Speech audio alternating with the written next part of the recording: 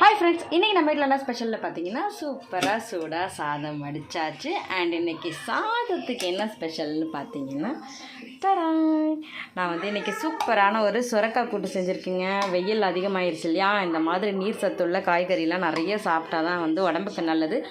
இது செய்கிறது ரொம்பவே ஈஸிங்க. ஒரு 100 கிராம் தோரம்பருப்பு போட்டுட்டு அதுலேயே வெங்காயம், பூண்டு, மிளகாத்தூள், அப்புறம் தோல் சீவி கட் பண்ண சுரக்காய் இதெல்லாம் சேர்த்து ஒரு 4லேருந்து 5 விசில் வேக வச்சுட்டு அதுக்கப்புறம் ஒரு தாளிப்பை கொடுத்துட்டோன்னு வச்சுக்கோங்களேன், சூப்பராக ரெடி ஆகிடும். இதை சூடான சாதத்தில் ஒரு ட்ராப் நெய் ஊற்றி பிசைஞ்சு சாப்பிட்டோம்னா சூப்பராக இருக்கும். நான்வெஜ் சாப்பிட்றவங்களா இருந்தால் கண்டிப்பாக ஒரு கருவாடோ இல்லை ஃபிஷ் ஃப்ரையோ வச்சு சாப்பிடுங்க.